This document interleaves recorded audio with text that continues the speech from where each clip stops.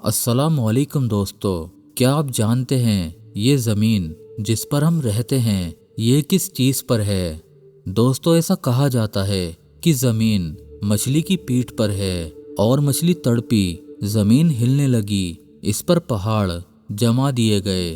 तो क्या सच में ज़मीन मछली की पीठ पर है? इसके मुताल्लिक हदीस मुबारका और किताबों की रोशनी में हमें क्या जवाब मिलता है? तो आइए इस वीडियो में हम ये जानते हैं, क्या ये ज़मीन सच में किसी मछली की पीठ पर है? लेकिन दोस्तों, इससे पहले ये बात समझिए, आज के इस फितनों के दौर में सही बातें लोगों तक पहुंचाना बड़ा मुश्किल काम है, लेकिन इस काम में आप हमारा साथ दे सकते हैं इस वीडियो को लाइक करके, जिससे ये वीडियो वायरल हो सकती है और ये अच्छी बातें हमारे और भाइयों तक पहुंच सकती हैं। और अगर किसी एक के दिल में भी ये बातें उतर गईं तो हम सबका बेड़ा पार हो जाएगा। आगे आपकी मर्जी। बिस्मिल्लाहिर्रहमानिर्रहीम। दोस्तों, पहले इसी से मुताल्लिक एक वाकया हम आपको सुनाते हैं। मनकूल है, जब सिकंदर बादशाह की फौज हिंदुस्तान से बहरी जहाज में रवाना हुई तो शाम के वक्त समुंदर में एक जजीरा यानी खुशकी का टुकड़ा जिसके चारों तरफ पानी हो टापू नजर आया। जहाज लंगर अंदाज हुआ और लश्कर जजीरे पर उतर पड़ा। खूंटे वगैरह गाड़ने तक तो खैरियत रही, मगर जब उन लोगों ने खाना वगैरह पकाने के लिए जाबजा आग जलाई तो जजीरे में एकदम हरकत पैदा हुई और वो मुकम्मल तौर पर पानी के अंदर उतर गया, जिससे बहुत सारे सिपाही डूब गए। वो जजीरा दरअसल जमीन का कोई टुकड़ा न था, हिंदुस्तान के समुंदर में पाई जाने वाली देवहैकल मछली रारकाल थी।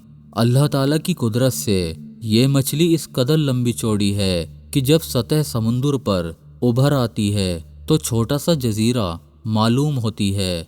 मालूम हुआ कि रारकाल मछली निहायत सख्त जान होती है, जभी तो उसकी खाल में खूंटे वगैरह गाड़े गए तब भी उस पर कुछ असर ना हुआ, मगर जब आग जलाई गई तो उसे खूब जलन मची और ठंडक हासिल करने के लिए उसने पानी में डुबकी लगा दी और ज़िम्मन उस जिंदा जजीरे पर मौजूद लोग डूब गए।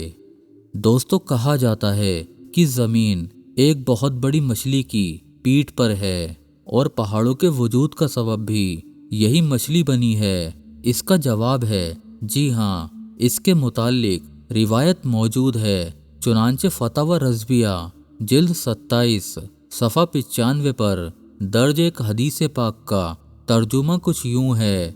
हज़रत सैयदना अब्दुल्ला इब्ने अब्बास फरमाते हैं, अल्लाह ताला ने इन मखलूक़ात में सबसे पहले कलम पैदा किया, उससे कहा लिखो। उसने अर्ज़ की, क्या लिखूं? इरशाद हुआ, कद्र यानी तकदीर को लिखो। चुनांचे उस कलम ने वो सब कुछ लिखा जो क़यामत तक होने वाला था। फिर उस किताब को लपेट दिया गया और कलम को उठा लिया गया। अर्शे इलाही पानी पर था। पानी के बुखारात अब खारा की जमा अब खारा यानी भाप उठे। उन भाप से आसमान जुदा जुदा बनाए गए। फिर मौला ने मछली पैदा की, उस पर ज़मीन बिछाई।